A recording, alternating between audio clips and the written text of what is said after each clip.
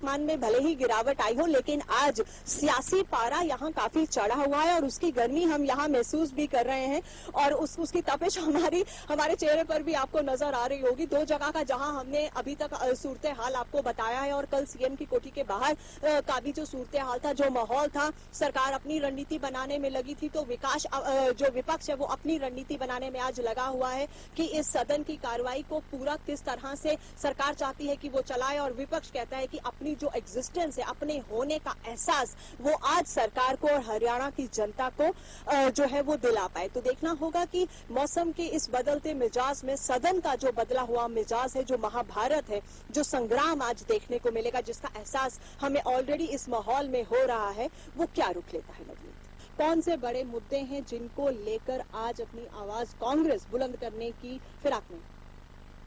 सबसे बड़ा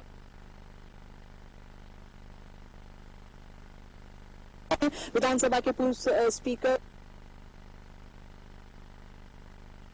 विधानसभा सत्र को लेकर यहाँ पर जो राजनीतिक सरगर्मियां हैं वो काफी तेज हैं। मेरे साथ हैं विधानसभा के पूर्व स्पीकर और कांग्रेस नेता कुलदीप शर्मा। उनसे जानने की कोशिश करेंगे कि कांग्रेस किस रणनीति के तहत आज के सदन में जाएगी, कौन से बड़े मुद्दे हैं जिनको लेकर आज अपनी आवाज कांग्रेस बुलंद करने की फिराक में। सबसे बड़ा मुद्दा हरियाणा के 71% लोगों से संबंधित है, वो है किसान। किसान के साथ जो धोखाधड़ी सरकार ने की है, जो घोटाले हुए हैं, उसको हम सदन के पटल पर बड़े महत्व। दूसरा, इस सरकार ने बिजली के जो बिल बढ़ाए, जिससे 44 से 45% बिजली के बिल बढ़े हैं, वो जनता की कमर तोड़ी। तीसरे, जो गन कल्चर हरियाणा में दोबारा लौट आया है, जो लॉ एंड ऑर्डर की एक बहुत बड़ी प्रॉब्लम दिखाई दे रही है, जो हरिजनों के लिए, गरीबों के साथ अत्याचार की बात हो रही है, उस बात को लेकर हम चलेंगे। और नौजवान को एक भी नौकरी ना मिलना है 1 साल में, ये इस सरकार की जो नाकामयाबी है, घेरने के लिए इस सरकार को, इस सरकार के मंत्री घेर रहे हैं, घेरने के लिए इस सरकार को, सरकार के केंद्रीय मंत्री इसको निशाना बना रहे हैं, कहीं अफसरशाही के बोलबाले की बात करें, घेरने के लिए इस सरकार को, इसके विधायक, जब इनके जनरल सेक्रेटरी अनिल जैन आते हैं तो उनके सामने दुखड़े रोके जो प्रेस में छपते हैं, घेरने के लिए सरकार को यही घेर रहे हैं, हम भी घेरेंगे। तो यानी आपका ये कहना है कि सरकार ने खुद ही जो है मुद्दे विपक्ष के हाथ में दे रखे हैं और उनको भुनाने की फिराक विपक्ष इस वक्त बैठा है? देखिए, मुद्दे भुनाने के लिए हमें जरूरत नहीं है, मुद्दे भुन चुके हैं। सिर्फ आप ये देखिए कि जिस पर ये जो सरकार है, इसका जो कंप्लीट फेलियर 1 साल में दिखाई दे रहा है। देश के अंदर सरकारें बनी, लेकिन जितनी जल्दी ये सरकार लोगों के दिल से गिरी है, लोगों की नजरों से गिरी है, वो एक बहुत बड़ा मुद्दा है जो सदन के अंदर विलक्षित होगा। सदन में मुख्य विपक्ष की भूमिका हमें निभानी है। इंडियन नेशनल लोकदल के लोग तो इनसे मिले हुए हैं, उनकी बात मैं नहीं करना चाहता, हरियाणा की जनता की बात हम करेंगे। अच्छा, जो अफसरशाही की बात आपने उठाई और जो फतेहाबाद में देखने को अनिल विज और कालिया के बीच में मिला, उसे लेकर क्या सदन में कोई बात होगी, क्या कहना है? देखिए, एक बड़ा महत्वपूर्ण विषय है, इसकी जांच होनी चाहिए। किस क्या कहा, क्यों कहा, इस पर एक जांच होनी चाहिए। माननीय मंत्री जी ने बात कही, क्या सही है? सरकार से अधिकारी ने ये कहा कि ये शराब सरकार, उनके कहने का मतलब ये था कि इस सरकार के जो बड़े ओहदेदार हैं, इस सरकार के जो देश स्तर के ओहदेदार हैं, वो इसको बिकवा रहे हैं और वो बेचारी मजबूर है इस चीज के लिए उनके सामने। इसलिए ये बात जो कही है उन्होंने, बड़ी महत्वपूर्ण बात है। इसको ना तो प्रेस में कहीं आ रहा है कि अगर एक माननीय अधिकारी ये कहें ये शराब सरकार बिकवा रही है, सरकार के आदमी बिकवा रहे हैं। आपका इशारा किस तरफ है? आप सीधा सुभाष बराला की तरफ इशारा कर रहे हैं? जो मैं किसी का नाम नहीं लेना चाहता, लेकिन अगर एक एसपी ये कह रहा है कि सरकार के लोग इस शराब को बिकवा रहे हैं, तो ये बड़ा महत्वपूर्ण एलिगेशन है जिसकी जांच होनी चाहिए। इसमें कोई हो, कितना ही बड़का, लेकिन मुझे ये लगता है कि उस इलाके के अंदर कहीं ना कोई बहुत प्रभावशाली व्यक्ति है, वो इस में जरूर शामिल होगा जो शराब इस तरह ओपनली बिक रही है। और प्रभावशाली व्यक्ति कौन है? आप तो विभाग बोलते हैं। ये प्रभावशाली व्यक्ति कौन हो सकता है, इस पर जांच का विषय है। यानी कि आप नाम नहीं ले सारी जनता जानती है उसको, हम नाम लेके क्या जरूरत है मुझे किसी का नाम लेने? तो ये मुद्दा आज सदन में उठेगा? देखिए, अभी हम सीएलपी की मीटिंग में बैठकर सारी बात का फैसला। चलिए बेचुकराम से बात करने के लिए तो एक जो अहम मुद्दा यहाँ पर उठने वाला है वो यकीनन किसानों का तो है ही है, लेकिन अफसरशाही और जो फतेहाबाद में अनिल विज और कालिया के बीच जो भी हुआ उसको लेकर जो बड़ी बातें कुलदीप शर्मा ने यहाँ कही है वो अपने आप में सवाल खड़े कर रही हैं कि जो अधिकारी ने कहा कि सरकार ही बिकवा रही है और कुछ बड़े लोग बीजेपी के हो सकते हैं जो वहाँ के रसूखदार हैं जो उनको संरक्षण दे रहे हैं, वो एक जांच का विषय है। तो कुलदीप शर्मा इस पूरे मामले में जांच की मांग कर रहे हैं। अब कांग्रेस इस पूरे मसले को सदन में किस तरह हुड्डा जो पूर्व मुख्यमंत्री हैं उनके घर के बाहर हूं इस वक्त मेरे साथ कांग्रेस के विधायक हैं मिस्टर वाल्मीकि, उनसे बात करेंगे कि क्या रणनीति के तहत आज जो कांग्रेस है वो विधानसभा का सत्र चलाएगी या चलने देगी और क्या मुद्दे हैं जो कांग्रेस उठाएगी, किन मुद्दों को आज कांग्रेस उठाने वाली है? देखिए, वैसे तो अभी 12 बजे हमारी मीटिंग हो रही है कांग्रेस की सीएलपी की, उसी में तय होगा भाई क्या क्या मुद्दे रहेंगे मेन। लेकिन देखिए, सरकार एकदम नाकाम रही है और इसमें खासकर बात करूं किसानों की। किसान पहले तो खाद के लिए मारामारी हुई, उल्लू था, उसके बाद अभी धान की बारी आई तो धान में किसान बिल्कुल उस बात में ना ही उसकी फसल का कोई ठीक दाम मिल पाए। गवर्नमेंट ने 1450 का भाव निकाला, उसमें भी साइन हजारों केस ऐसे आए हैं जिसमें साइन तो 1450 के लिए गए लेकिन बेचारे किसान को 1250।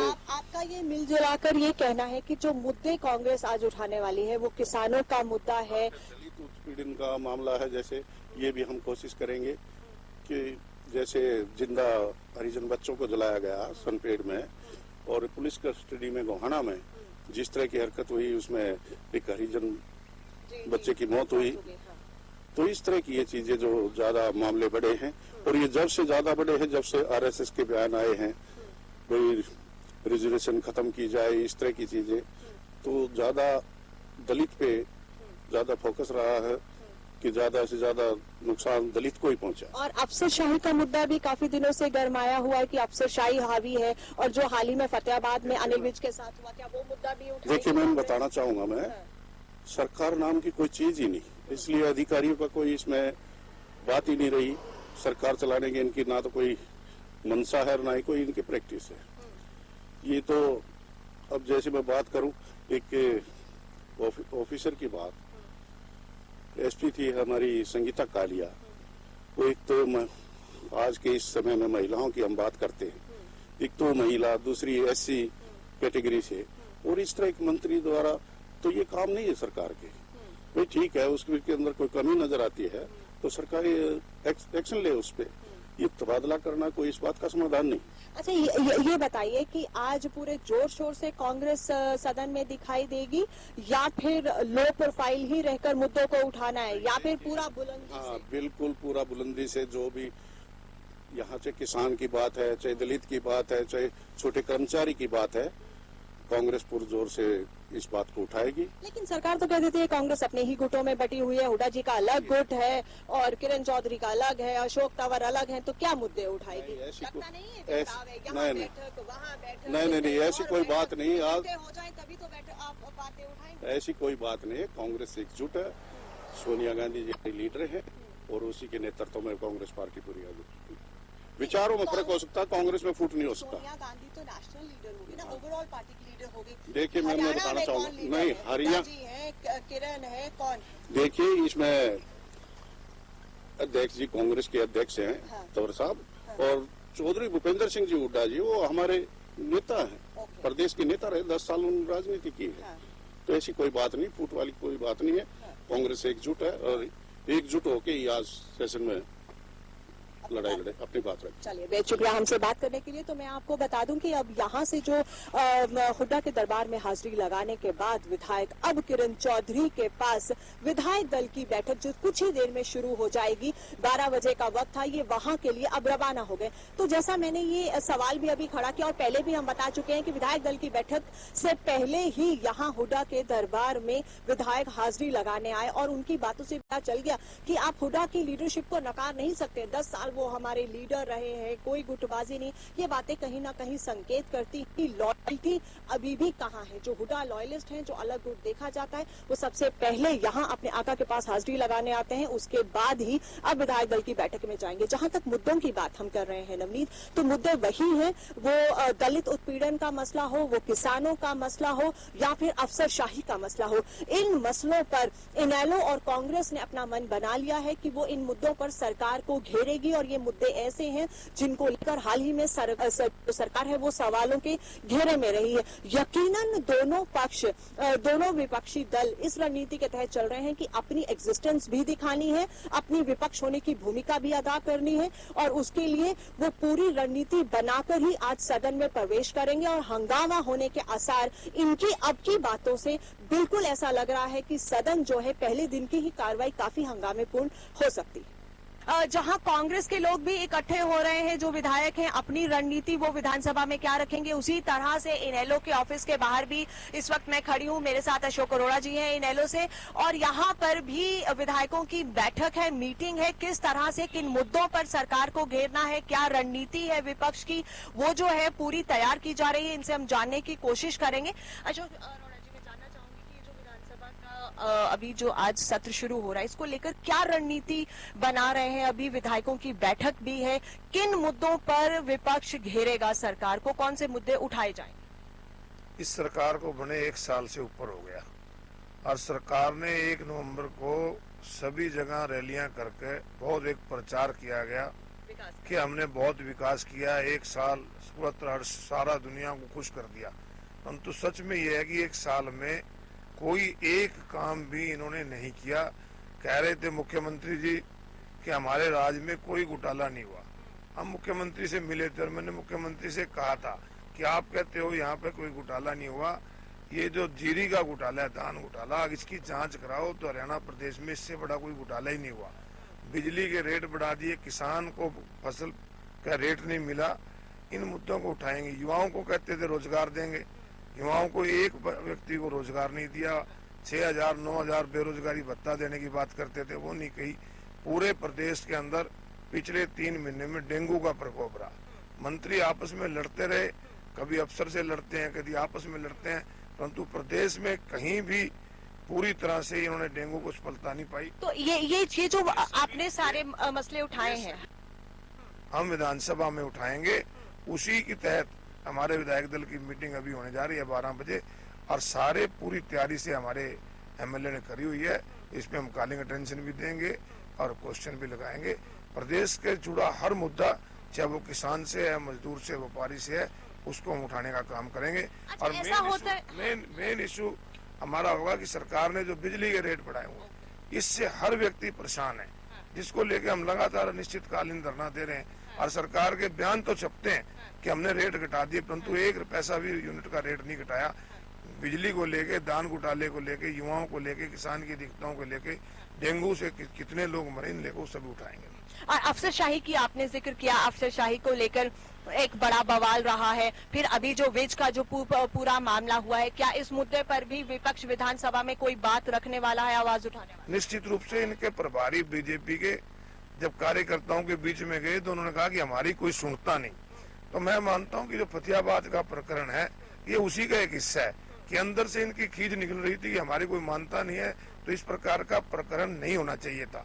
अधिकारी को भी अपनी जिम्मेवारी समझनी चाहिए थी, और मंत्री को भी एक जिम्मेवारी के तौर पर वहाँ पे काम करना चाहिए था, जो कि नहीं हुआ। निश्चित रूप से प्रदेश की जनता में इसका गलत मैसेज गया। एक बहुत इंपॉर्टेंट बात मैं ये जानना चाहती हूँ कि विधानसभा का सत्र मतलब सिर्फ ये नहीं कि हंगामा हो, वॉकआउट हो, लोगों को उम्मीदें होती हैं, सरकार की तरफ से ये बात रखी जाती है विपक्ष को कि आप शांतिपूर्ण ढंग से अपनी बात रखिए और सदन को चलने दीजिए। तो आज क्या हम हंगामा देखेंगे, हम लड़ाई झगड़े देखेंगे, या शांतिपूर्ण ढंग से सत्र चलेगा और जो मसले हैं उन्हें सीरियसली उठाया जाएगा? आप पिछले 1 साल का अगर सेशन का उठा के देखेंगे तो हमारी पार्टी ने सरकार को पूरा समय दिया था कि आप लोगों से काम करो।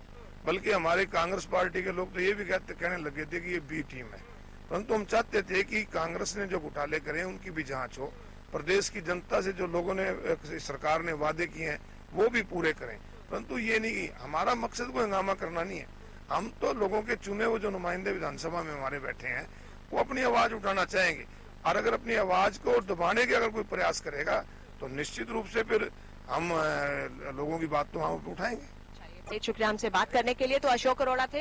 यहाँ पर हमें काफी क्लैरिटी हुई है कि किन मुद्दों पर विधानसभा में आज जो है बात उठेगी, बात रखी जाएगी। विपक्ष ने भी अपनी पूरी रणनीति बना ली है, क्योंकि मैं ये बताना चाहूंगी कि विधानसभा का सत्र ही ऐसा होता है जहां विपक्ष भी अपनी अहम जो भूमिका है, जो सत्ता में उसका किरदार है, वो दिखाना चाहता है। भले ही हम जो मर्जी कहें कि हाशिए पर जा चुकी इनेलो या फिर कांग्रेस आपस में जो इतनी बिखरी हुई है, हुडा खेमा अलग है, किरण खेमा अलग है, अशोक तंवर अपनी अलग से राजनीति कर रहे हैं, क्या वो सब एकजुट होकर, क्योंकि अलग अलग बैठकें भी पिछले कुछ दिनों में हमने देखी हैं, वो सब एक तरह से अपनी आवाज रख पाएंगे? सभी कहीं ना कहीं अपनी राजनीतिक ताकत विधानसभा में दिखाना चाहते हैं, लेकिन विपक्ष कितने जोरदार तरीके से अपनी बात रख पाएगा ये देखना यकीनन दिलचस्प होगा। लेकिन एक बात जरूर है, विपक्ष इस पूरे मौके का फायदा उठाने से नहीं कतराएगा। और अशोक अरोड़ा की बात से भी हमें संकेत मिला है कि बहुत वक्त हम सरकार को दे चुके हैं, अब अगर हमारी आवाज उठाने की बात की गई या हमारी आवाज को दबाने की बात की गई तो हम अपनी आवाज को जोरदार तरीके से रखेंगे। तो हंगामा भी हो सकता है और किस तरह से सदन की कार्रवाई चलेगी फिलहाल वो तो अभी देखना होगा। लेकिन ये जरूर है कि दोनों दल, कांग्रेस और इनेलो, सभी के विधायक यहाँ पहुंचने वाले हैं, अपनी अपनी बैठक कर रहे हैं, एक रणनीति के तहत आज सदन में जाएंगे और इस सदन से क्या निकलता है वो देखेंगे। प्रतिमा।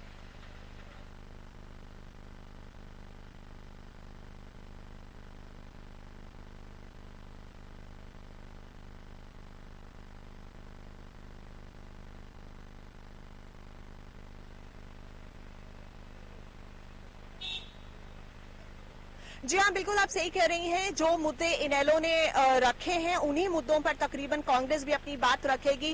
वो किसान की बात हो, वो नौजवानों की बात हो या फिर अफसरशाही का मामला हो, ये कुछ ऐसे मसले हैं जिनको लेकर दोनों ही जो विपक्षी दल हैं, भले ही कांग्रेस भले ही इनेलो, या फिर बिजली के बढ़े हुए दाम, ये एक ऐसे मुद्दे हैं जिन पर सरकार को घेरने की विपक्ष पूरी तैयारी कर चुका है। लेकिन विधानसभा का ये महाभारत किस तरह से क्या पटकथा लिखेगा ये हम देखेंगे। प्रतिमा संधू हैं और उनसे हम जानेंगे कि क्या रणनीति इनेलो की रहने वाली है।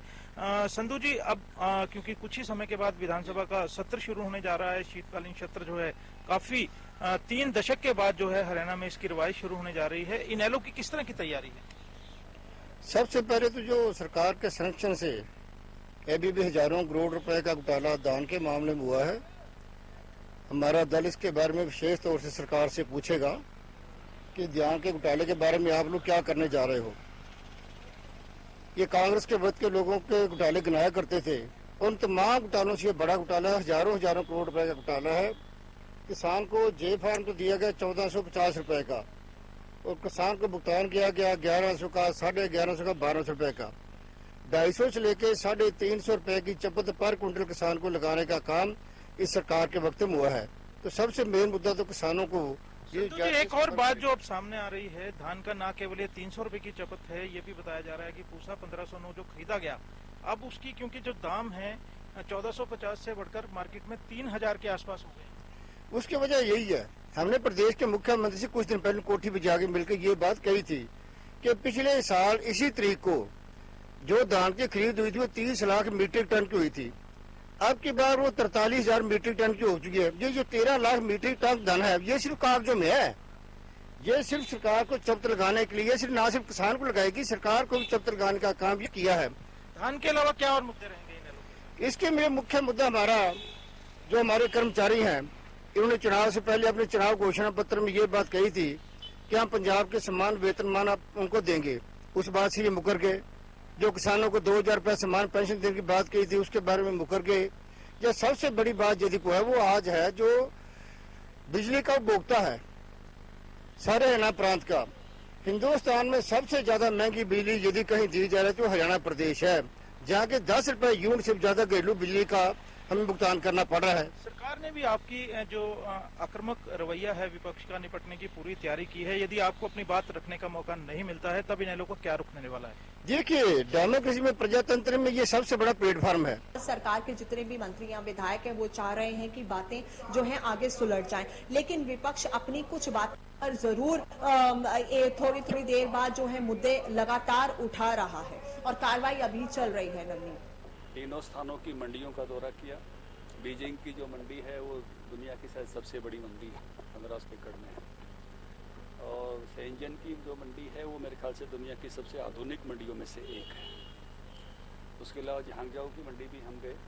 इस दौरे में बीजिंग की जो लोकल गवर्नमेंट है उसके साथ हमारी 1-to-1 मीटिंग हुई, और उसमें जो सबसे अच्छा जो उनका अनुभव था, उन्होंने पेरी अर्बन एग्रीकल्चर एक कंसेप्ट डेवलप किया है, और बीजिंग के आसपास से 1800 वर्ग किलोमीटर का इलाका बीजिंग के लिए सब्जियां, फल, दूध देवे, तो हमारा भी एनसीआर रीजन उसी रूप में हम डेवलप कर सकते हैं। इसमें हरियाणा का आधे से ज़्यादा इलाका आ जाएगा। पेरी अर्बन का कंसेप्ट काफ़ी अच्छा और नया है। उसके साथ साथ जो वहाँ की होलसेल मार्केट की एसोसिएशन है, चाइना होलसेल मार्केट एसोसिएशन कावा के साथ हमारा एक MOU साइन हुआ है, और जिसमें वहाँ की जितने भी होलसेल मार्केटिंग के जो भी एक्सपीरियंस है उन एक्सपीरियंस को हम उनके साथ शेयर करेंगे। टेक्नोलॉजीज की सारी कार्ड बेस्ड है, सारी की सारी ई-मंडी है, इंफॉर्मेशंस का लेवल बहुत हाई है। इसके साथ साथ जो टेस्टिंग का लेवल है वो बहुत हाई है, यानी कुछ ही मिनटों में बता देते हैं कि इस फल सब्जी में पेस्टिसाइड है या नहीं है, या ये ऑर्गेनिक है, नॉन ऑर्गेनिक है। तो बहुत सारे एक्सपीरियंस ऐसे हैं जिनका अपनी भूमि के लिए लाभ होगा। चीन की तरक्की काफ़ी ऊंचे स्तर की है कि सरकार को के ऊपर अनिवार्य हो जाता है। अनिवार्य जब होता है तो सारे अपने विधायक लोग जो हैं वो अपनी अपनी समस्याओं को लेकर सामने ला सकते हैं, पूरा एजेंडा अपना तैयार कर सकते हैं। पूरा का पूरा जितना बिजनेस एडवाइजरी में कहते हैं ना कि कोई काम ही नहीं है, तो वो सारा का सारा जब उन्हें मालूम है कि ये होगा तो उसकी तैयारी के अंदर सारे अपने MLA साहब लग सकते हैं। तो ये परिपाटी भी जो 35 दिन की कम से कम मिनिमम सिटिंग हो, क्योंकि अगर मिनिमम सिटिंग नहीं है तो उसका कोई फायदा नहीं है। होता क्या है कि सरकार और MLAs का मतलब क्या है? सरकार का मतलब है गवर्नेंस, और MLAs का मतलब है कि अपने अपने इलाके की समस्याएं उजागर करें और आगे लेकर आए। तो ये केवल तब हो सकता है जब उनको समय मिलेगा, और सरकार को भी इसका फायदा होगा, क्योंकि जो MLAs अपनी समस्याएं सदन पटल पर रखेंगे और उसका पूरा का पूरा एक वो बनेगा, ढांचा बनेगा, तो सरकार को भी मालूम चलेगा कि इलाके के अंदर कहाँ कमी है, कहाँ टेल पे पानी नहीं पहुँच रहा है, कहाँ पब्लिक हेल्थ का काम नहीं हो रहा है, कहाँ सरकार कहाँ सड़कें ठीक नहीं है। बिल्कुल, ये जैसे परिपाटी बाकी जगह डाली है, अगर अच्छी बात कर ही रहे हैं तो ये सदन के अंदर मैंने तो बिजनेस एडवाइजरी कमेटी के अंदर ये सजेशन रखा है, और सदन के अंदर भी हम बोलेंगे, क्योंकि अच्छी परिपाटियां अगर हम डालेंगे तो आने वाले जनरेशंस के लिए और हरियाणा के लिए इसका बहुत फायदा होगा। सिटिंग है, एक दिन के लिए जो फिलहाल शीतकालीन सत्र रखी है, क्या ये मैच खाना को नजर नहीं की, अगर मुद्दे रखते हैं और चर्चा करते हैं, और अगर लोग अपने सुझाव विधायक जो वो देश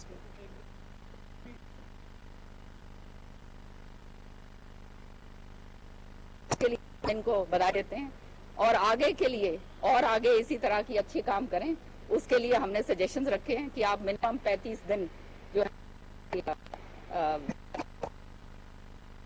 अच्छी विधानसभा का उस तरह की परिपाटी यहाँ पे भी डाली जाए, ताकि हरियाणा को और हरियाणा के लोगों को उसका फायदा मिले। चल मैं निकल रहा हूँ। ओके। और ये तेरे लिए। ये किस खुशी में? एक तो आज तेरा मैच है, और अरोड़ा अंकल के घर में भी तो। बाय।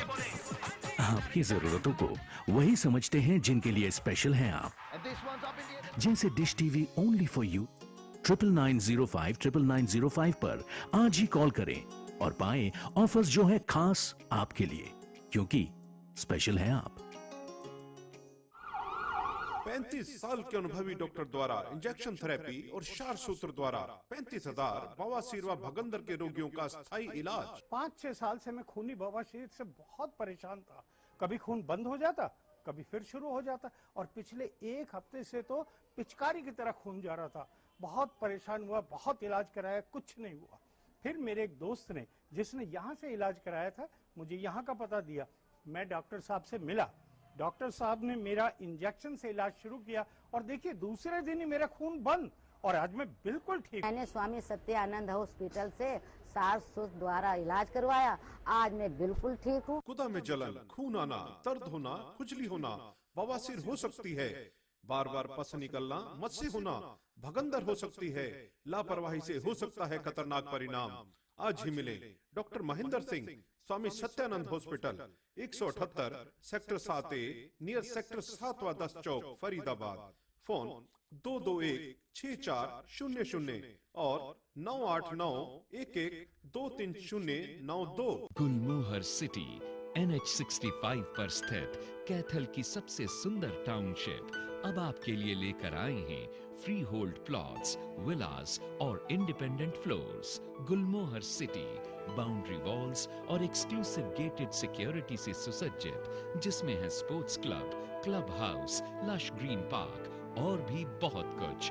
तो बेहतर लाइफस्टाइल के लिए Gulmohar city, the city of joy in Kaithal. तो बराला जी, लगातार विपक्ष सुबह से ही, जब से सदन की कार्रवाई शुरू हुई है, विपक्ष इसी बात पे अड़ा था। पहले तो काम रोको प्रस्ताव लाए, फिर चलिए इस मोशन में इस पर डिस्कस हुआ। लगातार विपक्ष ये कह रहा था कि आप इंक्वायरी मार्क कर दीजिए, आप इंक्वायरी मार्क कर दीजिए। जब फिजिकल चेकिंग के लिए मिलर्स हो जाएगी, उसके बाद भी विपक्ष इंक्वायरी पर अड़ा था। तो इंक्वायरी मार्क करने से कतरा क्यों रही है सरकार? भले ही आपने कहा कि ये घोटाला नहीं। देखिए, सारी बातें जब विधानसभा के अंदर स्पष्ट हो चुकी हैं तो कोई घोटाला है ही नहीं, और सारी बातें स्पष्ट होने के बाद भी विपक्ष का एक बात के ऊपर अड़े रहना कि इसकी कोई इंक्वायरी करवाएं, इसका मतलब केवल ये है कि बिना मतलब का कोई मुद्दा खड़ा किया जा रहा है। जो कुछ हुआ ही नहीं, जो कोई घोटाला नाम की कोई चीज है ही नहीं, उसको घोटाला दिखाने की जो मंशा विपक्ष की थी, सत्ता पक्ष और मनोहर लाल जी के नेतृत्व में जो सरकार चली, उस बात को कहीं भी स्वीकार नहीं है। क्योंकि कहीं भी एक भी किसान ने इस बात की कहीं कोई शिकायत नहीं की है कि जिसका धान, जिस किसान का धान 17% जो मुआवजा है, जो स्वीकार्य है खरीद के लिए, जो मानदंड तय किए गए, और वो हमारी सरकार ने नहीं, वो पूर्व से चले आ रहे हैं। कांग्रेस पार्टी की सरकार थी तब भी उसी प्रकार की प्रोक्योरमेंट का सिस्टम था, आज भी वही सिस्टम है।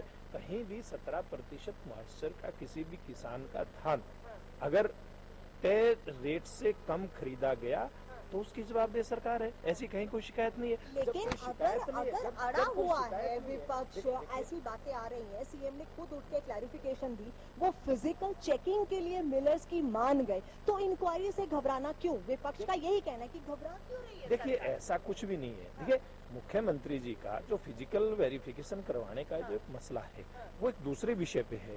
विपक्ष के लोग एक इस बात का आरोप लगा रहे थे कि कुछ मिलर्स जिन्होंने धान की खरीद की नहीं, उन्होंने रिकॉर्ड में दिखाया, सरकारी एजेंसियों से पेमेंट उन्होंने ले ली कि इतना धान मैंने खरीद लिया, मिल में उसके धान है नहीं, वो कहीं बाहर से चावल लेकर के आएगा और वो उसके स्टॉक में दिखा देगा।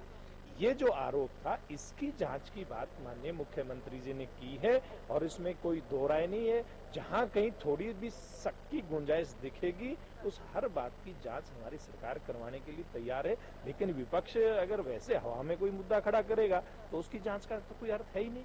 हरियाणा फ्रेश शुद्ध घी का नाम बड़ा, शुद्धता की कसौटी पर खरा, घर के घी जैसा स्वाद मन भाए, जो भी खाए तंदुरुस्ती पाए। हरियाणा फ्रेश एगबाग शुद्ध घी, स्वाद घर के घी जैसा। हरियाणा फ्रेश शुद्ध घी। सरकारी नौकरी मिलती नहीं या आप लेते नहीं, बेरोजगार रहने के दो कारण हैं। या तो आप कोशिश नहीं कर रहे या आपकी दिशा गलत है। सरकारी नौकरी कैसे पाई जा सकती है? देखिए हमारा खास कार्यक्रम कैसे पाएं सरकारी नौकरी, हर रोज दोपहर 2:30 बजे।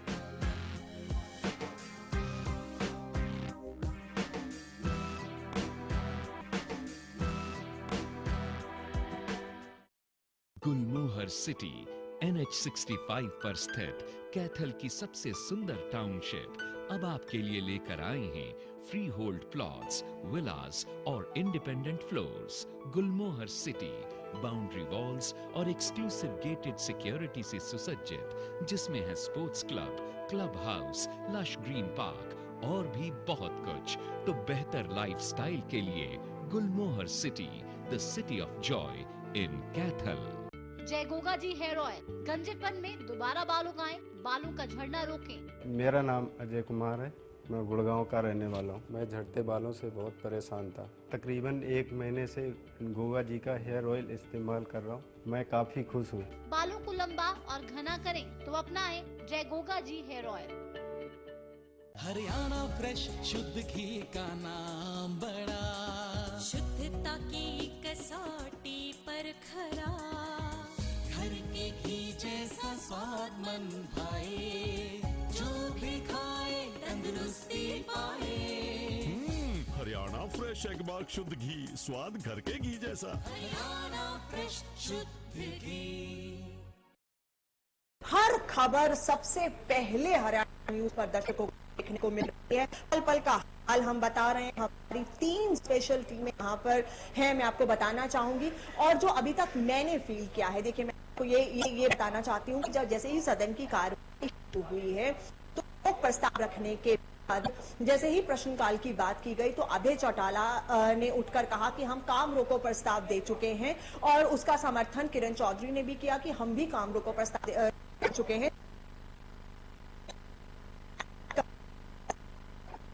पहली का घोटाला हुआ है, जो बड़ा घोटाला ये लोग बता रहे हैं हुआ है, किसानों का इतना बुरा हाल हुआ है, उस पर चर्चा होनी सबसे ज्यादा जरूरी है, क्योंकि वो एक बहुत बड़ा स्कैम है। बहरहाल जो स्पीकर थे उन्होंने इनको शांत करते हुए ये कहा कि आपको कॉल अटेंशन मोशन में उसे रख लिया है, लेकिन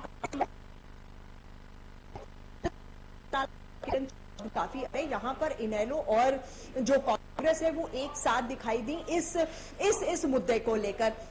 बहरहाल उसके बाद थोड़े से हंगामे के बाद, थोड़ी सी बहस के बाद जो है प्रश्नकाल की शुरुआत हो चुकी है। अलग अलग प्रश्नों पर भी कहीं हमने तू मैं होती हुई दिखाई दी है। अभी भी किरण चौधरी जो है गुस्से में नजर आ रही थी। एक बात जो मैंने सदन की अभी तक की कार्रवाई के अंदर फील की है वो ये है कि बार बार जो धान घोटाला है, जो किसानों के हालात हैं, उसे लेकर विपक्ष के एक आक्रामक जो विपक्ष का रुख है वो दिखाई दे रहा है। उसको लेकर वो सरकार को घेरने में है। वहीं अगर हम सरकार की तरफ से देखें तो सरकार का जो रवैया है वो काफी शांत नजर आ रहा है, और वो चाहती है कि शांतिपूर्ण ढंग से जो है सदन की कार्रवाई चले। लेकिन विपक्ष काफी आक्रामक रुख अपनाए हुए है। धान घोटाला जो है और किसानों के जो हालात हैं वो एक बहुत बड़ा मुद्दा है। उससे पहले भी इस पूरे सदन की कार्रवाई शुरू होने से पहले जब हमने अलग अलग नेताओं से बात की थी, कांग्रेस के भी कुछ बड़े नेताओं से, इनेलो के नेताओं से हमने बात की थी, तो एक ही सबका कहना था कि दलित उत्पीड़न, उसके बाद अफसरशाही, किसानों के हालात, ये कुछ अहम मुद्दे हैं। बिजली महंगी है, ये अहम मुद्दे हैं जिनको लेकर जो है सदन में सवाल उठाए जाएंगे। जो विपक्ष है वो आक्रामक रुख जो है अपनाया हुआ है। मैं एक और इम्पोर्टेंट चीज जो आपको बताना चाह रही थी, जब पहले तकनीकी कारण की वजह से हमारी बात नहीं हो पाई नवनीत, वो ये है बहुत इम्पोर्टेंट कि विपक्ष इस बार अपने होने का एहसास कराना चाह रहा है। विपक्ष ये बताना चाह रहा है कि विपक्ष की भूमिका में हम हैं। सरकार को 1 साल का टाइम हम दे चुके हैं, बहुत वक्त दे चुके हैं, अब हम और वक्त नहीं देंगे। अब वक्त आ गया है कि हम सशक्त भूमिका में नजर आएंगे। तरफ से वो कांग्रेस तरफ से दिखाई दे रहा है। कांग्रेस भी काफी अपनी आक्रामक रुख में दिखाई दे रही है, क्योंकि अब यही वक्त होता है विपक्ष के लिए भी, क्योंकि अगर विपक्ष अपनी कंसोलिडेटेड पोजीशन नहीं दिखाएगा तो फिर जनता विपक्ष को सीरियसली लेना बंद कर देगी। वहीं सरकार की तरफ से अभी तक जो बातें निकलकर सामने आ रही हैं वो ये है कि सरकार जो है अपनी विकास की बातों को लेकर ही बात करना चाहती है कि इतने वक्त में अगर जब बार आपकी सरकार को याद दिलाए वो किताब हम ओवर कर चुके हैं। अभय चौटाला और लाल में नोकझोंक हुई है इसी मुद्दे पर। पूछा है अभय ने कि इस पर क्या किया, तो कोई कार्रवाई होगी कि नहीं होगी। अभिमन्यु इस पूरे मसले पर जो है जवाब दे रहे हैं, क्योंकि ये कांग्रेस के वक्त की जो बात हो रही है, इस तरह से दलाल और अभय चौटाला में नोकझोंक हमने नहीं अभी देखी है।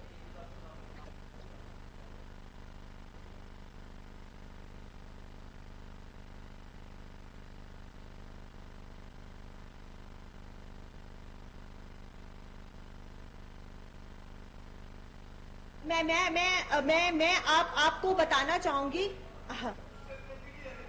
क्योंकि ये कहना है अभय चौटाला का कि सरकार पहले भी हमें भरोसा दे चुकी है कि कार्रवाई होगी। कैप्टन अभिमन्यु ने जवाब देते हुए कहा है कि भरोसा रखिए कार्रवाई होगी, लेकिन इनेलो का ये कहना है कि जो बीजेपी सरकार है वो जो है अभी कार्रवाई नहीं कर रही है। इतनी डिले क्यों हो रहा है? क्योंकि हम सीएलयू को लेकर ऑलरेडी जो है एक किताब या पूरी डिटेल जो है हैंडओवर कर चुके हैं।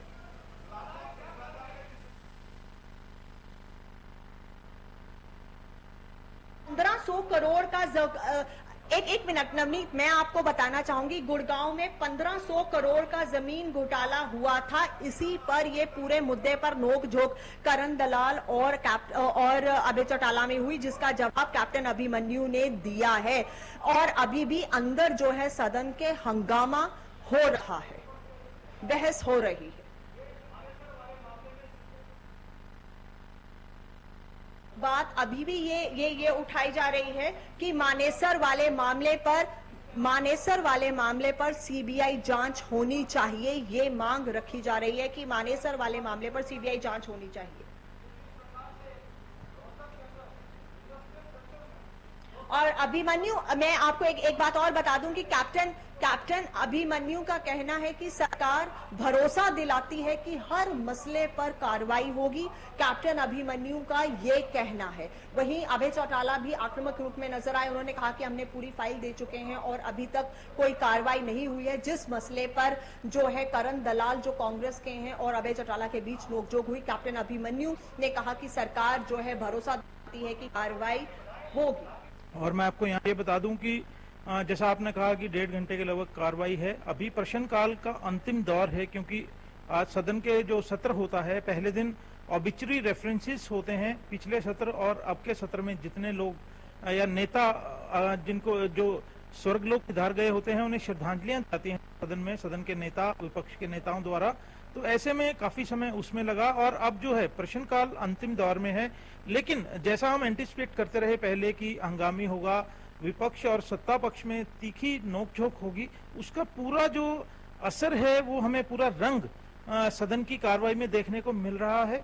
क्योंकि प्रश्नकाल में जब भी कोई बात आ रही है तो सत्ता पक्ष जिन जिन विधायकों के, खासकर विपक्ष के जो विधायक हैं, उनका कोई सवाल लगा है, कोई भी टीका टिप्पणी से बाज नहीं आते हैं। पूरी तरह से टीका टिप्पणी की जा रही है और कांग्रेस को इस दफे जो है पूरा निशाना बनाया गया है। और ये जैसा कि आप मेरे पीछे हंगामा सुन पा रहे होंगे कि अभी भी सदन के अंदर किसी न किसी बात को लेकर जो है सत्ता पक्ष और विपक्ष में हंगामा हो रहा है। और मैं आपको ये भी बताऊं कि जिस तरह से मैंने बताया कि क्यों कांग्रेस के टाइम के जो है बात इनेलो के साथ सत्ता पक्ष ने थोड़ा नरम रवैया रखा है। हालांकि इनेलो के तेवर तीखे हैं, लेकिन पिछले 10 साल जो है राज कांग्रेस का रहा है। तो ऐसे में सत्ता पक्ष के निशाने पर जो है कांग्रेस है। और मैं पूरी तरह से साफ आवाज सुन पा रहा हूं कि सदन में इस समय किसी मुद्दे पर हंगामा। धर्मवीर ने जिस तरह से किसानों के सल्फास खाने की बात की थी, हालांकि उसका संदर्भ जब उनसे बात होगी तो कुछ और रहेगा, लेकिन वो मुद्दा मैंने जैसा बताया कि प्रश्न काल में आमतौर पर इस तरह नहीं होता है। इसी तरह से एक मुद्दे पर, क्योंकि प्रेस गैलरी में आवाज स्पष्ट नहीं थी, तो किसी बात को लेकर जो है किरण चौधरी और अनिल विज, किरण चौधरी और रामविलास शर्मा और गीता भुक्कल, इनमें जो है काफी गर्मा गर्म जो है बहस हुई है।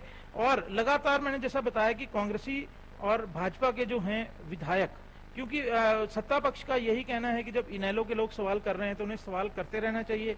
इनेलो के सवालों में कहीं ना कहीं कांग्रेस टारगेटेड है, क्योंकि वो इनेलो का जो एक सीधा लक्ष्य है कि जो उन्होंने चार्जशीट दी उस पर कार्रवाई क्यों नहीं हुई। तो इस बात को लेकर जो मल्टी कॉर्नर जो आप मान लीजिए कि बहस है या चर्चा है, वो लगातार जारी है सदन में और शुरुआती दौर से ये देखने में आ रही है। इस तरह से किसानों की बात इन दिनों में पूरी तरह से सरगर्म है और हर राजनीतिक दल के लिए एक बड़ा इशू बनी है। वो इस समय सत्र में उसकी झलक भी साफ दिखाई दे रही है।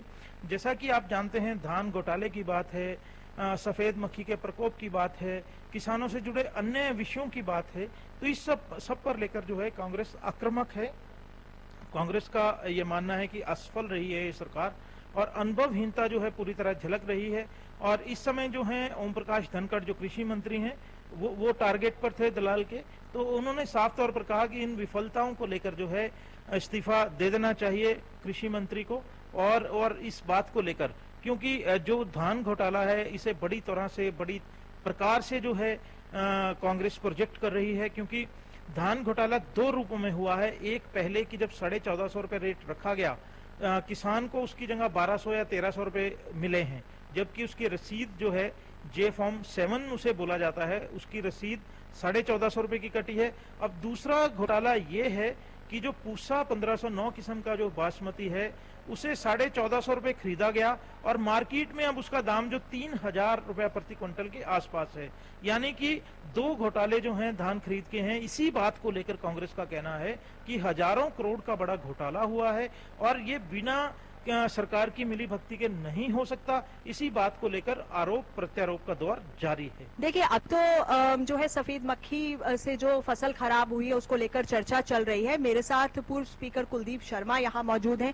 आज सदन में जो मुद्दा इन्होंने उठाया उसके बाद जिस तरह से हॉट डिबेट यानी कि जुबानी जंग जो हमें इनके और अभय चौटाला के बीच में देखने को मिली, उस पर इनका रिएक्शन जरूर जानना चाहूंगा। देखिए, लोकतंत्र में सदन में विपक्ष एक बड़ा महत्वपूर्ण कंपोनेंट है और विपक्ष के नेता को बड़ी जिम्मेदारी से बात करनी चाहिए। खैर, न तो लोकतंत्र की परिभाषा को जब समझते हैं अभय चौटाला, न ही उनमें कुछ, जितनी उनकी एजुकेशन है उनमें कुछ सभ्यता इस प्रकार की है। उन्होंने सदन के पटल पर झूठा आरोप लगाया जानते हुए, जबकि वो सदन में उस समय हाजिर थे। इतना झूठ बोलकर राजनीति करना, मैं समझता हूं राजनीति को कलंकित करने वाली बात है। अभय चौटाला जिस संस्कृति में पनपे हैं, जो आंखें दिखाने का या गुंडागर्दी का कल्चर उन्होंने पाला है, उससे और कोई बहक सकता है। कुलदीप शर्मा ने बहुत कुछ देखा है। ऐसे व्यक्तियों को जो महम के इलेक्शन में बेंसी गांव से पिछले दरवाजे से कूद कर निकल गए थे, वो मुझे आंख दिखाकर बात करेंगे। अभय चौटाला राजनीति विरासत में मिली है, सीखनी चाहिए किस परिवार से है, किस प्रकार से बोलना चाहिए, इस बात को देखें। सिर्फ राजनीतिक हेडलाइंस बटोरने के लिए सदन के पटल पर झूठ बोलना, और वो भी अभय चौटाला जैसा भ्रष्टाचारी आदमी जिसके ऊपर भ्रष्टाचार के मुकदमे चल रहे हैं, वो मेरे ऊपर उंगली उठाए, ये हमारे जैसे व्यक्ति के लिए कतई बर्दाश्त करने वाली बात नहीं है। एक बहुत इंपॉर्टेंट बात आपने कहा कि सदन के अंदर, सदन के पटल पर इस तरह की बातें, सदन की गरिमा को बरकरार रखना ये बेहद जरूरी है सभी के लिए। आप भी स्पीकर रहे, आज जिस तरह का माहौल एक बार में अंदर देखने को मिला, आपको नहीं लगता कि जिस तरह के शब्दों के दायरे से बाहर निकलकर कई बार नेता एक दूसरे पर तंज कस रहे हैं, भले ही वो अनिल विज, गीता बुक्कल के बीच की बात हो, आपके और अभय चौटाला के बीच की बात हो, ये सब चीजें कहीं ना कहीं सदन की गरिमा को ठेस पहुंचा। निश्चित रूप से आपने जो मुद्दा उठाया है मैं उससे सहमत हूँ। सदन की एक अपनी गरिमा रहती है और उस गरिमा में रहकर सबको बात करनी चाहिए, लेकिन कोई व्यक्ति गरिमा शब्द का अर्थ ही ना जानता हो और सदन में भी उसी तरह दादागिरी से बिहेव करे जो उनके जीवन का एक अंग है, वो भी कई बार काबिल एक व्यक्ति को उसी की भाषा में समझाना पड़ता है। हालांकि इसका मैं समर्थक नहीं हूँ। अगर कोई झूठे आरोप लगाएगा, अगर कोई आंख दिखाकर बात करेगा तो उसका जवाब देना उसी की भाषा में। आज जिस तरह से सरकार का रवैया नजर आया, आप उसके बारे में क्या कहेंगे? अफसरशाही का मुद्दा, फतेहाबाद का जो इंसिडेंट है अनिल विज को लेकर, जो सारी बातें आज उठी हैं, उस पूरी बात पर आपका क्या? देखिए, मैं समझता हूं कि कहीं ना कहीं दोनों पक्ष इसके लिए जिम्मेवार हो सकते हैं। किसी अधिकारी ने किस प्रकार का व्यवहार किया और उस अधिकारी के साथ मंत्री ने किस प्रकार का व्यवहार किया, ये जांच का विषय होना चाहिए। मंत्री ने अपनी सफाई दी है, अधिकारी ने भी अपनी सफाई समाचार पत्रों के माध्यम से दी है, देखना जनता को है। लेकिन एक बात बड़ी महत्वपूर्ण वहां से निकली, जब अधिकारी ने कहा है कि सरकार बिकवा रही है, और आज के दिन सरकार किसकी और कौन है? भारतीय जनता पार्टी की सरकार है। भारतीय जनता पार्टी इलीगल शराब अगर बिकवा रही है तो इस बात का जवाब सरकार को देना चाहिए था। बहस को दूसरी तरफ ले गए, अधिकारी को क्या होना चाहिए, मंत्री को क्या होना चाहिए। ये होना चाहिए कि वहां पर हमें जो इन्फॉर्मेशन है, मैं बड़ी जिम्मेदारी से कहना चाहता हूं कि वहां पर जो भारतीय जनता पार्टी से संबंधित बड़े नेता हैं, वो शराब को कारोबार करवा रहे हैं, वो नशे का कारोबार करवा रहे हैं, इस बात की जांच होनी चाहिए। एसपी इसी तरफ इशारा कर रही थी, उस तरफ से बात को मोड़ने के लिए, ताकि ऐसे लोगों को पर उंगली ना उठे, ऐसे लोगों जांच के दायरे में ना आए बात को पलट के एक अफसर और अधिकारी के बीच की बना दिया गया। सवाल ये है कि शराब क्यों बिक रही है, ना इधर उधर की बात कर, ये बता के काफिला क्यों लुटा, हमें राहजनी का नहीं मजाल, तेरी रहबरी का सवाल था। ये बिक क्यों रही थी, कौन बिकवा रहा था, इस बात की जांच होनी चाहिए। मंत्री ने जो कहा, मंत्री को अफसर ने जो कहा, वो सबके सामने है। बात तो सही है, बात निकली है तो दूर तलक तो जाएगी। अब ये दूर तलक कितनी जाती है ये आपको बताना है कि कितनी दूर तलक जाएगी। महिला का मुद्दा ना बनाए, दलित उत्पीड़न का मुद्दा ना बनाए, ये बातें कहेगी। क्या आपको लगता है कि सरकार जो पिछले काफी दिनों से अफसरशाही के मसले पर अपनों और बेगानों से घिरी हुई थी, वो आज कहीं ना कहीं डिफेंसिव मोड में नजर आई इस पूरे मसले पर? देखिए, आज सरकार घिरी हुई है। सरकार न केवल ये मंत्री और एसपी के प्रकरण पर आज डिफेंसिव है, मंत्री को उठकर अपना बचाव करना पड़ा, मुख्यमंत्री को उनके पक्ष में बोलना पड़ा। नेचुरली एक बड़ा डिफेंसिव एक्ट था गवर्नमेंट का। लेकिन जो मुद्दे सरकार के सामने हैं वो है सरकार के फेलियर के। चाहे हम कृषि सेक्टर की बात करें, जिस प्रकार से धान के अंदर घोटाला हुआ है, जिस प्रकार से कॉटन की जो गिरदावरी का आज स्पेशल इंक्वायरी के लिए ऑर्डर किए गए हैं, जिस प्रकार से नौजवानों को नौकरियां नहीं मिल रही, और चिंता का विषय है हरियाणा में गन कल्चर का लौट आना। जगह जगह कत्ल हो रहे हैं, जगह जगह बलात्कार हो रहे हैं, लूट मार हो रही है, बैंक लूटे जा रहे हैं। ये जो गन कल्चर हरियाणा में लौट गया, वो सरकार की कमजोरी है और इसीलिए सरकार आज डिफेंसिव पर है। चलिए, बेशुक्रिया हमसे बात करने के लिए। तो हंगामा है क्यों बरपा, ये हंगामा क्यों बरपा, इसको लेकर आपने सुना कि पूर्व स्पीकर कुलदीप शर्मा का क्या कहना था, क्या बातें उन्होंने कही। अभी तो आज आगाज था सदन का, कल भी सदन की कार्रवाई चलनी है। गन कल्चर की बात यहाँ पर कुलदीप शर्मा जी ने कही है, ये बड़ी बात है। चलिए, जयप्रकाश जी मेरे साथ इस वक्त जुड़ गए हैं, इनसे हम बात करेंगे।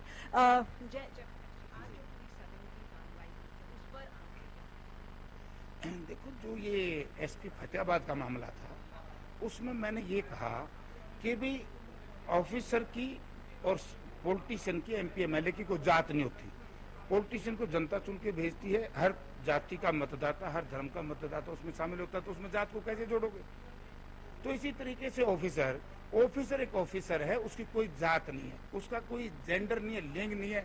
वो तो ये है कि ये आईएएस है तो डिप्टी कमिश्नर लगेगा, प्रिंसिपल सेक्रेटरी तो चीफ सेक्रेटरी तक जाएगा, ये आईपीएस है तो एसपी से लेकर के डीजीपी तक जाएगा। तो आपको लगता है कि कांग्रेस बिना वजह इस बात को तूल दे रही थी? आप कहीं ना कहीं विज और बीजेपी का समर्थन करते हुए नजर आए इस बार? नहीं, मेरा कोई बीजेपी को समर्थन नहीं है, कोई मेरा कांग्रेस से विरोध नहीं है। मैंने जो सही बात है मैंने वो कही है कि इस तरीके से छोटे छोटे मामलों को ब्यूरोक्रेट्स को और पॉलिटिशियन को जात पात मजहब धर्म में मत बांटो। मैंने तो ये भी कहा है कि एक बीजेपी का सांसद जिस तरीके से ओबीसी ब्रिगेड बना रहा है, मैंने उसका विरोध किया। मैंने दबंगों का भी बात कही है। मैं हर पे कहता हूँ कि हर मामले में ये दलितों के साथ अत्याचार हो गया, ये दबंगों ने ये कर दिया, वो ओबीसी ब्रिगेड, वो फलानी ब्रिगेड। मैंने ये कहा कि सदन का मामला सुचारू रूप से चलाओ। दूसरा, डेमोक्रेसी में ये अलग अलग पार्ट हैं। लेजिस्लेशन का काम है एमपी और एमएलए का, ब्यूरोक्रेट्स का काम है उसको इक्विजेट करना। अब वो इक्विजेशन का जो काम करेगा वो उसमें करना चाहिए, उनका काम है। अब सदन कोई कानून बना देगी तो आईएएस हो, आईपीएस हो, किसी जाति का हो, किसी धर्म का हो, उन्हें लागू तो करना पड़ेगा। आपको लगा कि आज पूरी जो सदन की कार्रवाई, जो मसले उठाए गए, उसमें समय कुछ फालतू बातों पर ज्यादा बर्बाद किया गया, बजाय इसके कि लोगों को उम्मीद होती है कि कंक्रीट चीजें यहाँ से निकलें? नहीं, मैं इस बात पे नहीं जाऊंगा। ये लोग भी, कुछ लोग प्रचार करते हैं सदन एक चाहे सदन कोई हो, विधानसभा का, लोकसभा, सदन एक बहस का मुद्दा है, इसका समय कभी जाया नहीं जाता। सदन में संपूर्ण बहस होनी चाहिए। और मैं ये बात कभी नहीं कहूंगा, मैं पिछले 27 साल से लोकसभा विधानसभा का सदस्य रहा हूँ। बहस होती है, समय जाया जाता है, लंबी बैठक कर लो, ये गलत है। हर आदमी को अपने विचार रखने का अधिकार है और रखना चाहिए। ये बात भी इसलिए कही जाती है, एक वर्ग विशेष है जो पॉलिटिशियन का विरोध करता है। आप एक बात देखिए, सदन में बोल रहे हैं, विरोध करे विपक्ष, कहते समय बर्बाद कर दिया। रूलिंग पार्टी तो चाहेगी कि कम से कम लोग बोले, लेकिन विपक्ष क्यों चाहेगा? इसी तरीके से पेंशन का बढ़ाने का, तनख्वाह बढ़ाने की बात आती है। आप देखो दिल्ली प्रदेश में 2.5 लाख रुपए एक विधायक की तनख्वाह, वो सारे भत्ते कर दिए। मैंने पिछली बार ये मामला उठाया कि आप बताइए मैडम, हमें 95,000 रुपया मिलता है और हमारा डेजिग्नेशन कहाँ है? चीफ सेक्रेटरी से भी 2 पाए ऊपर है। तो चीफ सेक्रेटरी की 7वां वेतन आयोग जो अब लागू हुआ है, स्टेट में आ जाएगा, पास हो जाएगा, तो उसमें 2.5 लाख रुपए तनख्वाह है। जब हम उससे ऊपर हैं, हमारे 2.5 लाख रुपए जिस दिन कर देंगे, आप लोग ही मेरे खिलाफ हो जाओगे। जेपी की तनख्वाह 2.5 लाख लूट ली। नहीं तो अभी आप क्या चाहते हैं? आप ये मसला उठाने वाले? मैं ये चाहता हूँ कि वे हमारी तनख्वाहें बढ़े, तो आप लोग हमारे रहम करा करो। हर मामले को पॉलिटिशियन का ऐसा ना उठाओ, वे टाइम जाता है, हम अच्छे काम पे लगे हैं, बहस करेंगे। हम जरूर आप पर रहम करते हैं, लेकिन आप भी हर मुद्दे पर राजनीति ना करके राजनीतिक हल जरूर। ये सही, मैं ये इस बात का पक्षधर हूँ कि जात पात मजहब धर्म को राजनीति से ना अफसरशाही ने जोड़नी चाहिए, ना नेताओं ने जोड़नी चाहिए। अपना अपना धर्म हर ने निभाना चाहिए। चलिए, बेहद शुक्रिया हमसे बात करने के लिए। तो ये थे जयप्रकाश, जिन्होंने आज फतेहाबाद इंसिडेंट पर पूरा ये कहा था कि किसी भी अफसर को किसी जाति के साथ जोड़कर या फिर महिला के मसले से जोड़कर नहीं देखना होगा। ऐसे मसलों को हमें ऊपर उठकर एक अलग नजरिए से देखना होगा अगर हम सही ढंग से एडमिनिस्ट्रेटिव कार्य को चलाने की बात करते हैं। एक बात और जयप्रकाश ने यहाँ पर उठाई है, और वो ये है कि वो चाहते हैं कि विधायकों के जो पे स्केल है वो बढ़ाया जाए। ये आपने सुना ही है कि यहाँ पर ये बात उन्होंने उठाई और वो कल भी इस बात को उठाएंगे, ये उनका कहना है। बहरहाल अभी मैं बता दूं कि फिलहाल सदन की कार्रवाई अभी भी चल रही है। कल भी सदन की जो कार्रवाई है चलेगी। सफेद मक्खी से जो फसल बर्बाद हुई है उस पर चर्चा हो रही है कि सरकार की क्या कंपनसेशन पॉलिसी इसको लेकर बनी। कार्रवाई किस तरह से रही, कैप्टन अभिमन्यु हमारे साथ है, जिन्होंने मक्खी के प्रकोप से जो खराब फसल हुई है उस पर भी बात की, उद्योग नीति पर भी बात की। आज उनसे जानने की कोशिश करेंगे कि आज जो सदन की कार्रवाई रही है, जो मसले उठाए गए विपक्ष की तरफ से, उस पर उनका क्या कहना है। सरकार का क्या कहना है? जो मसले, एक तो मक्खी का जो फसल खराब हुई उस पर आपने उठकर जवाब दिया, फिर उद्योग नीति पर आपने कहा, क्या कहना चाहेंगे जो सवाल विपक्ष की तरफ से है? मुझे खुशी इस बात की है कि हमारी सरकार ने श्रीमान मनोहर लाल जी के नेतृत्व में हरियाणा प्रदेश में जो संसदीय लोकतंत्र की परंपराओं को मजबूत करने का काम किया है। पिछले 22-23 वर्षों बाद पहली बार ये शीतकालीन सत्र 2 दिन का हमारी सरकार ने बुलाया है। और विधानसभा तो एक ऐसा माध्यम है, एक ऐसा फोरम है जिसमें हरियाणा प्रदेश के 2.5 करोड़ लोग, उनके प्रतिनिधि अपने अपने क्षेत्र या हरियाणा के विभिन्न विषयों को लेकर के चर्चा करते हैं, सरकार से सवाल करते हैं, सरकार उन सवालों का जवाब देती है। तो आज एक अच्छे वातावरण में विभिन्न विषयों पर जो प्रश्नकाल है उसमें चर्चाएं हुई हैं। ध्यानाकर्षण प्रस्ताव में जो विषय आए हैं, हमने विपक्ष के जो भी सवाल हुए हैं उनको अपनी तरफ से जनता के लिए उन सवालों के उत्तर देने की कोशिश की है। सरकार की तरफ से आज एक देखा गया कि क्या सरकार डिफेंसिव मोड में थी, भले ही वो फतेहाबाद का इंसिडेंट हो, या फिर सरकार ये सोच रही थी कि we'll be very cool and calm और हम आराम से चलेंगे, भले ही विपक्ष जितना मर्जी हंगामा करे। नहीं, पिछले 1 वर्ष से हमारी सरकार सदन में जिस भूमिका और जिस मुद्रा में और जिस मर्यादा में रही है, आज भी उसी प्रकार से चल रही है। और उत्तेजना की आवश्यकता उसको होती है जिसके अंदर कोई कमजोरी हो। जब तर्क कमजोर होता है तो स्वर ऊंचा होता है। तो सरकार के कामकाज में ऐसी कोई विषय नहीं था कि हमको अपने तर्क की कमजोरी के कारण अपनी स्वर को ऊंचाई देनी पड़े। इसलिए हमने हर बात का जो तर्कपूर्ण उत्तर बनता है, तो सही उत्तर बना है, सरकार के प्रतिनिधियों ने का काम किया है। आज जो फतेहाबाद का इंसिडेंट हुआ, अनिल विजय, अफसरशाही के मुद्दे को लेकर काफी समय से जो चर्चा चल रही थी, क्या लगा कि उस मुद्दे को एक अलग रूप विपक्ष ने देने की कोशिश की, या जिस तरह से क्लैरिफिकेशन आज सरकार की तरफ से आया उस पर क्या? देखिए, हरियाणा की राजनीति में एक दुर्भाग्यपूर्ण अध्याय इस बात का रहा है कि यहाँ हर बात को जात पात से जोड़कर देखने की कोशिश होती है। शुद्ध तौर पर एक प्रशासनिक फैसला, एक एसएसपी को ट्रांसफर का जो विषय है, तो साथ साथ एक ग्रीवेंसेस कमेटी के चेयरमैन, उनकी अध्यक्षता में हो रही बैठक, और उस बैठक में एक अधिकारी के आचरण से जुड़ा विषय है, उनके व्यवहार से जुड़ा विषय है। तो इसको हमने कोई निरपेक्ष भाव से, पूरी तरह से लोकतांत्रिक मर्यादाओं का और प्रशासनिक दक्षता का और प्रशासनिक जिम्मेदारियों का, और लोकतंत्र में जो एक रिलेशनशिप होता है डिफरेंट लेवल्स ऑफ गवर्नमेंट, उस रिलेशनशिप की मर्यादा को ध्यान में रखते हुए एक ये निर्णय किया है। और सरकार अपने निर्णय पर कायम है। सरकार ने कोई निर्णय कोई जाति या कोई जेंडर के आधार पर नहीं किया है, और ये हमारी सरकार ने ही तो उनको लगाने का काम किया। विपक्ष आज जो 10 साल तक जिनको लगातार हरियाणा प्रदेश में जाति राजनीति करने के सारा हरियाणा जानता रहा, आज वो किस मुंह से भारतीय जनता पार्टी की सरकार को प्रश्न कर सकते हैं। और फिर भी हमने उनकी बातों को सुन करके हमने स्पष्ट उनको जवाब दिए और उनसे निवेदन किया माननीय मुख्यमंत्री जी ने बड़ी गर्मामयी तरीके से कि हम हर चीज को जाति के चश्मे से न देखें, हमको जिम्मेदारी से आचरण करना चाहिए। यहाँ तक कि एक इंडिपेंडेंट विधायक ने भी ये सुझाव दिया और बहुत सदन की बहस को एक बड़े ऊंचे स्तर पर वो लेकर के गए। तो क्या जो एक्शन हुआ, एसपी का जो तबादला हुआ, ये कहना है राजनीतिक गलियारों में ये चर्चा है कि जो अफसरशाही का मुद्दा सरकार के लिए पिछले इतने दिनों से सिरदर्द बना हुआ था, वो तबादला एक संकेत देने की सरकार ने कोशिश की है कि अब हम बर्दाश्त नहीं करेंगे। It's strong message. Do you agree with this? देखिए, ये भी मीडिया की उपज रही है। मीडिया की उपज कैसे हो जाती है? ये स्वाभाविक है। बहुत सारे ऐसे समाचार पत्र हम पढ़ते हैं जिनमें कभी कभी या हम सुनते हैं, देखते हैं, हमको लगता है कि ये अटकलों के आधार पर है। और मीडिया का अपना दृष्टिकोण है, मीडिया अपना काम करता है।